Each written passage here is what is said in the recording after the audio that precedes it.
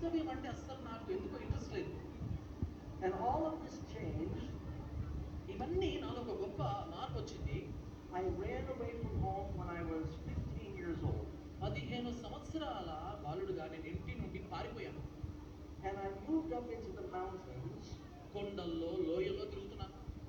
far from everything, అందరికి దూరంగా నిశ్చల స్థలంలో ఉంటున్నాను.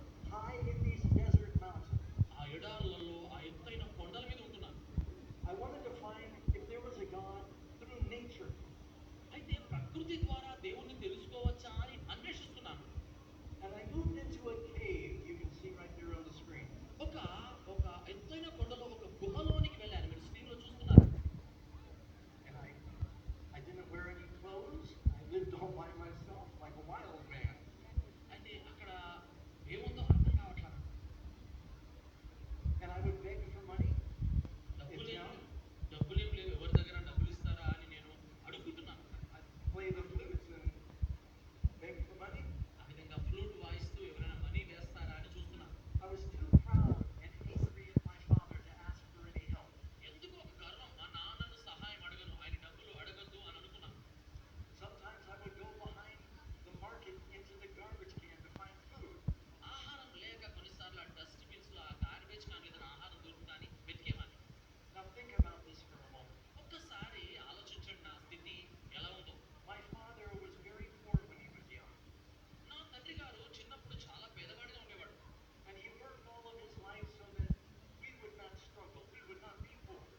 మేము అలాంటి దుస్థితిలో ఉండకూడదని మా డాడీ చాలా కష్టపడి చాలా పెద్ద కోటీశ్వరుడు అయ్యాడు. But then he heard from one of our family that I was getting food from a garbage can.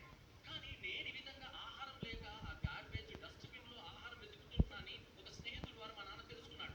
It broke my father's heart. మా నాన్న హృదయం పగిలిపోయింది. How do you think our Heavenly Father feels? ఒకవేళ మా నాన్న అలా బాధపడితే మరి పరలోకమందున తండ్రి నీరు సృష్టి ఎలా అనుకున్నాడు? He has sacrificed his son Jesus ఆయన మన కొరకు తన కుమారుణ్ణి శిలువకు అప్పచెప్పాడు. to buy us everlasting bread. మన కొరకు నిత్యాహారాన్ని ఆయన మనకిచ్చాడు. But instead of eating the bread of life, ఆ నిత్య జీవాన్ని ఇచ్చే జీవాహారం తినడం మానేసి we go to the garbage can of the devil. ఆ సాతానుడిచ్చే ఆ మురికి గుండల్లో ఆ డస్ట్ బిన్ లో మనం ఆహారం వెతుకుతున్నాం. Only Jesus satisfies your soul. వినండి, నీకు ఎక్కడ తృప్తి దొరకదు, యేసయ్యనే నిన్ను తృప్తి పరుస్తాడు. So here's the miracle that happened. వినండి, నా జీవితంలో జరిగిన అద్భుతం ఏమిటో. When I moved into this cave up in the desert mountains, ఆ యొక్క ఎడార్లలో ఆ కొండలో గుహలోకి వెళ్ళినప్పుడు somebody had left a Bible in the cave.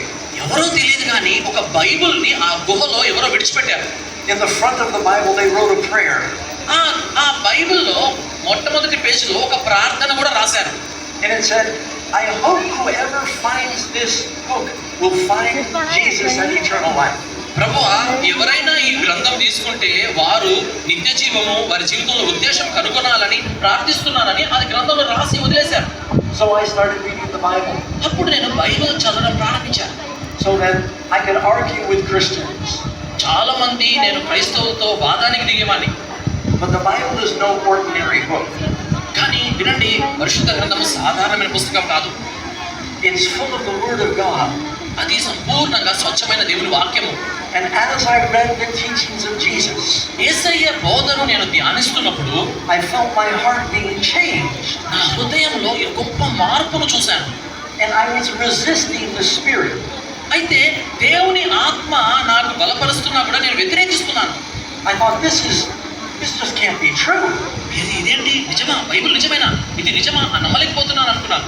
But the power of God's teachings were changing my life. కానీ దేవుని వాక్యంలో ఉన్న శక్తి నాలో గొప్ప మార్పును ప్రారంభించాయి. Finally, I got on my knees up in the mountains in the cave. చివరిగా ఆ గుహలోనే నేను మోకాళ్ళ మీద పడ్డాను. And I said, Lord, if you're there, ప్రభువా, నిజంగా నువ్వు ఉన్నట్లయితే. I was now 16 years old. ఇప్పుడు నీకు తెలుసు కదా, నా వయసు 16 సంవత్సరాలు. I lived in the cave for about a year and a half. దాదాపు సంవత్సరంన్నర నుండి ఈ గుహలోనే నివసిస్తున్నాను. It's funny when you think about it. Here I am